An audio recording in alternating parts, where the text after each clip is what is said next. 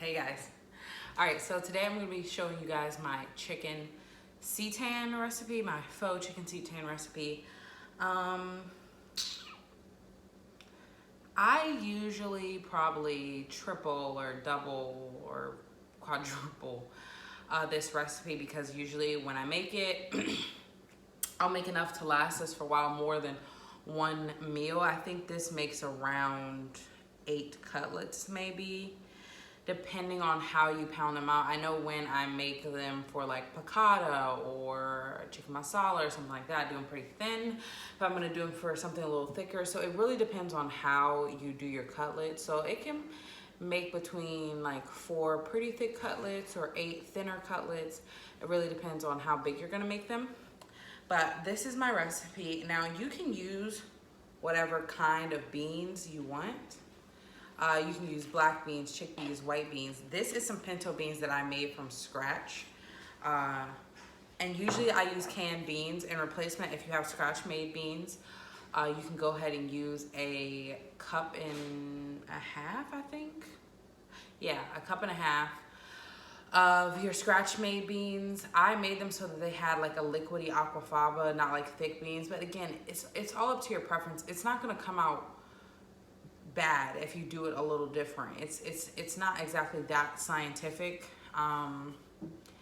but it depends. Now this is a more fully flavored Seitan. You can do ones where it's not as fully flavored and you want it to be almost like an unseasoned, unflavored blank palette. I like to do these cutlets kind of pre-seasoned. Some of my things I don't really necessarily pre-season them because I want to put seasoning on the outside or a lot of seasoning on the outside. But I'm gonna go ahead and get started. And this is a pretty simple recipe. Now I have about my cup and a half of beans and aquafaba, or just one like 12-ounce can of beans. Chickpeas work lovely if you want this to have like a light color or a lighter color. It still comes out kind of brown. I don't really care about that. I'm not necessarily trying to fool anyone. But then I have a tablespoon of yellow mustard and a tablespoon of white vinegar. You can use the mustard and vinegar that you have at your house, or that is your preference. If you want to use apple cider Dijon or something like that, that's completely fine. Woo. Dropping it. And you're pretty much putting everything into this blender. This is 6 tablespoons of oil. You can add less oil if you want. I find the oil gives it a meatier, juicier texture.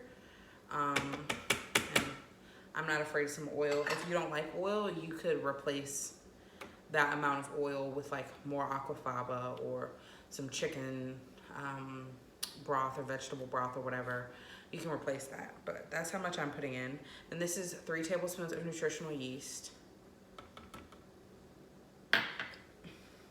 This is 3 tablespoons of mushroom seasoning. And you can put about 2 to 3 tablespoons of like a mixed seasoning. I just kind of make this one up. And I say 2 to 3 tablespoons because I've put 3 before, I've put 2 before. Depends on how I'm feeling. Adding a little bit more for good measure, but not quite 3 tablespoons.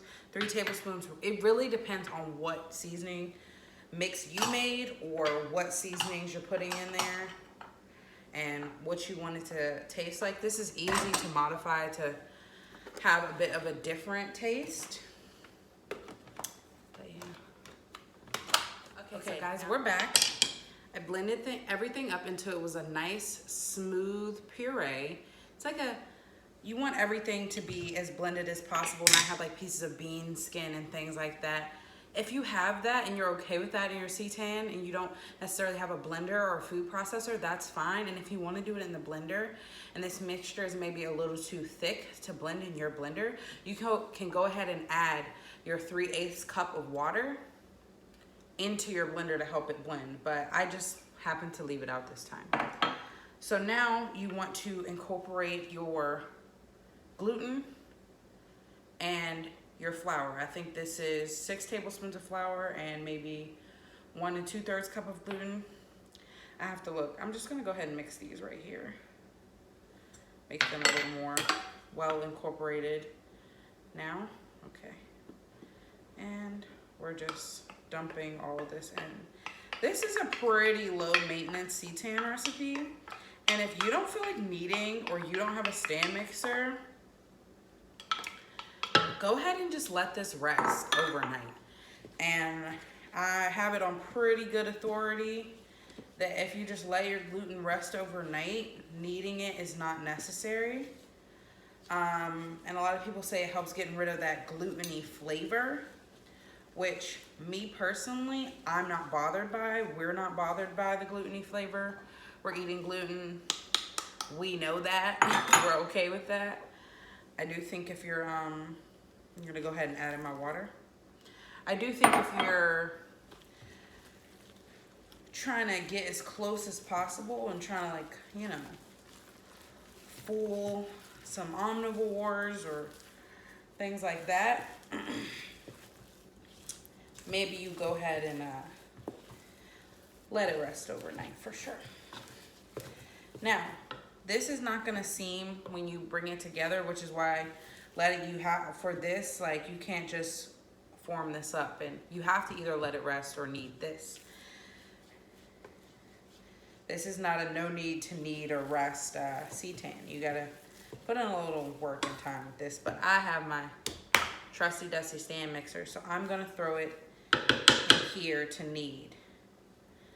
And I let it go maybe around 10 minutes. I'm gonna plop this in here.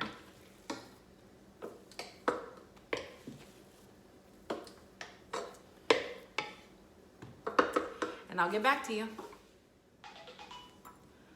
Okay guys, so I have let my gluten knead for about 10 minutes, and then I let it rest for about 10 to 20 minutes. Like I said, again, though, you can let it rest overnight.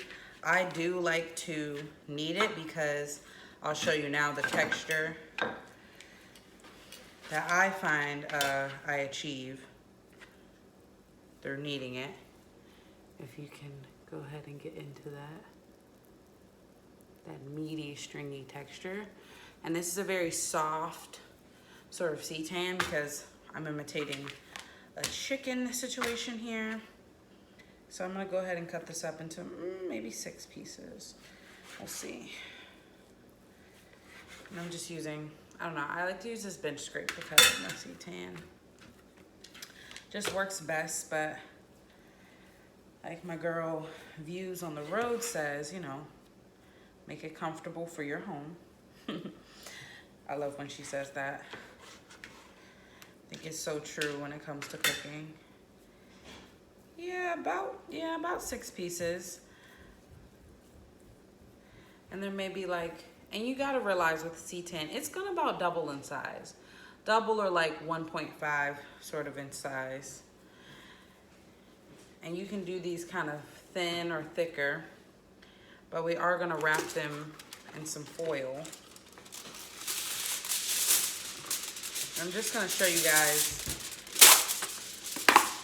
1 pound with it. And another thing I do like to do with my gluten is take my rolling pin and roll it out. I find that gives a nice texture as well, but you can just press it out with your hand. And I know you guys can't see what I'm doing down here, which kind of sucks, but I don't have a camera person today. Everyone's kind of busy, so I'm just gonna show you guys how I've done it. And again, I could probably make some smaller pieces than this, but today I'm just gonna make 6 the size that I'm making them. So boom, about this thickness. And any holes you get, I like to patch them up. I have a piece of foil here. This may not be a big enough piece of foil. I may have to double wrap it. That's completely okay.